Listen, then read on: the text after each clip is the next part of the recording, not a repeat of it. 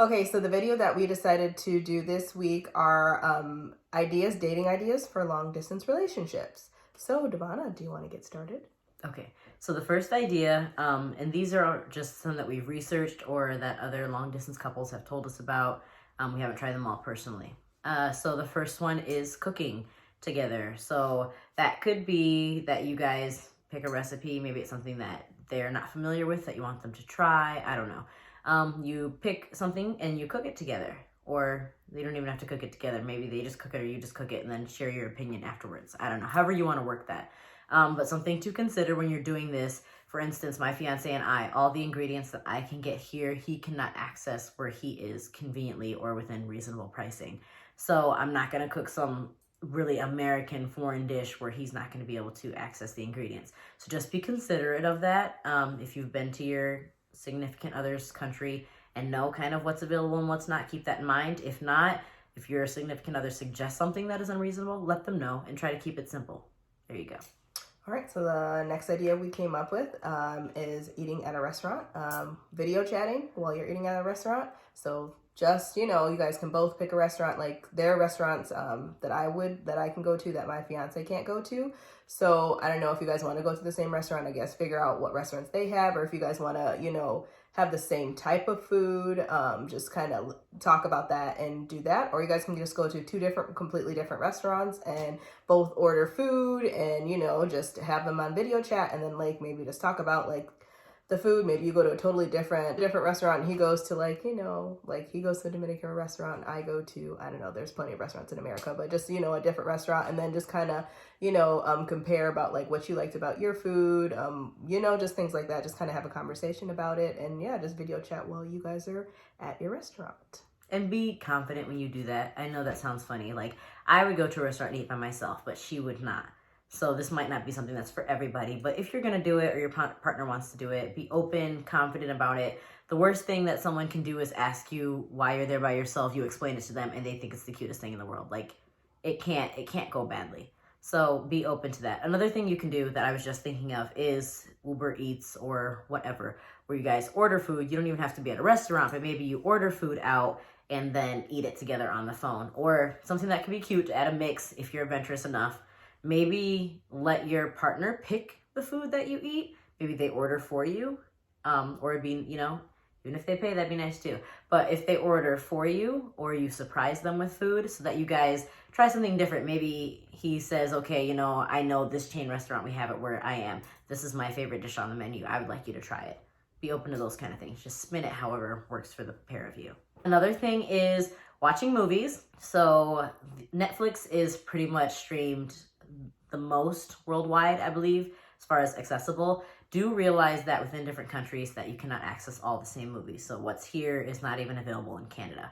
So make sure you pick something that both of you have. There is this thing that we've been hearing about called Netflix Party. We haven't tried it yet, but what it does is makes watching movies together more convenient as far as like when we watch movies together, we're like 1, 2, 3, press play. And then 10 minutes later, his is buffering because maybe his signal isn't as good as mine. I got to pause it, wait for while he's there. You don't want to be ahead of each other. You want to catch the moments at the same time. So Netflix Party puts everything in sync. So when I push play, his is, played. If it pauses, mine is paused. So like I said, I'm not sure if that's an app or a website, and I still have to try it, but that's something that I've heard other couples using. So I would try that.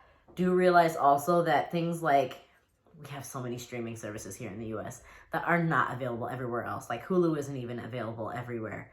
But what I did find is that you can do things like we use the Zoom. You can use the app or you can do it online. We use Zoom and then you're able to screen share. And so I can just watch the movie on my account and then he can watch it as well on the screen. That does not work for all streaming services. Some have restrictions and they won't allow you to use screen sharing while using their service, but just experiment and find out what works for you guys. Another thing is seeing a movie. If you both have access to movie theaters and it's within your price range, then you might want to both go see a movie and then discuss it afterwards. That way, you're sharing first impressions. So something to consider. All right, so the next one that we have is a date in a box, and I think it's a really cute idea. So basically what you do is, say you wanted to do like a movie date, you would put the movie in the box, you could put their favorite candy, popcorn, their favorite treats, whatever they like to eat.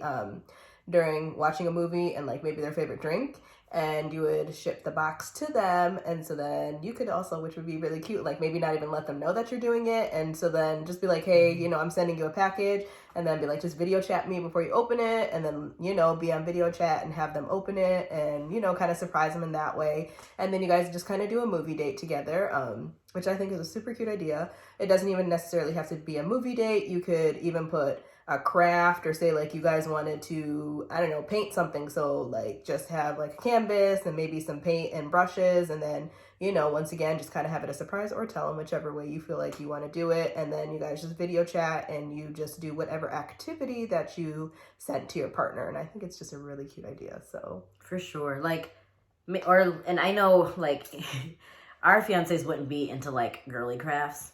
But maybe if it's like a skill, I don't know, learn to stitch or crochet or, you know, something. And then maybe you guys like, you know, see who has the best at the end. Or like something that's really popular here is paint with a twist. You know, people call it wine and something else if you drink or don't drink, whatever. But where you go and then maybe like a teacher will show you how to draw something and then you guys have to imitate it. And then it's funny to see. I have no artistic ability, so that would like be really funny with me. But maybe consider something like that. Like maybe you send them the painting supplies, like canvas or something, or they go buy them and you buy yours, however you want to work it. And then maybe like, I know there's so many YouTube videos even that would teach you how to paint something, and you guys could do it that way. You can use Zoom too, you know, like have Zoom so you guys are both watching it and doing it at the same time and video chatting. See, just got to be creative. It's definitely possible. Well, another thing is reading a book or the Bible. You can advance your learning together. So it can be an educational book. You can, I don't know, discuss religion, since that's part of a relationship for most people. But it's just something to discuss. Because sometimes, I don't know if that's ever happens to you, but we can be on the phone and it's just kind of like, so I told you about my day. What else do I have to say? You know, you're all done. You've run out, but maybe the conversation wasn't long, or they want to be more, but you guys don't really have anything to say. This is something to motivate conversation, especially if you, or listen to a podcast. That's something I'm trying to get my fiance to do. And me too. Still working on it. But I've been listening to so many podcasts lately, and they're just such, especially one of mine is a relationship podcast. And it's just like thoughts spark in me as I'm like listening to it, and I listen to it late at night, and then I'll like send him a text. He'll wake up 2 a.m. and was like, what were you doing? Why did you like, I'm like, oh man, I was listening to this podcast and they were talking about this and it made me think of this and I wanted to discuss it. So those are really things to like boost your conversation. So consider adding those into your schedule at some point. And the next thing that we decided to pick is online games and Apple games. So if you guys both happen to have an iPhone, most people already know you can play games over iMessage. So that could be something that you guys could do. And then online games, so me and my fiance, we're going to start playing chess. So I don't know how to play it, so he's trying to teach me. Be interesting. So we're going to do that. So we found an app, that, because he has an Android and I have a iPhone, so we had to find an app that connects both, that are both compatible with it. So just keep that in mind too. Don't just be like, oh, this is a great phone or a great app and I have an iPhone. If they don't have an iPhone, they may not be able to play it. So just keep that in mind. But yeah, just find different games that you guys can play, and it's really fun if you guys are competitive. If you're not competitive, I'm not competitive, so it's also fun for me. You can also find a game that's maybe not super competitive. I don't know if there are any out there, but there has to be some. I think, that's a really fun thing to do, and it's a good activity other than just, talking to your partner all the time. So for sure, you gotta add some variety, because it can get boring just like in any other relationship, especially because your ways of communication are so limited and your ways of interaction. You really gotta figure out how to spice it up. I like it.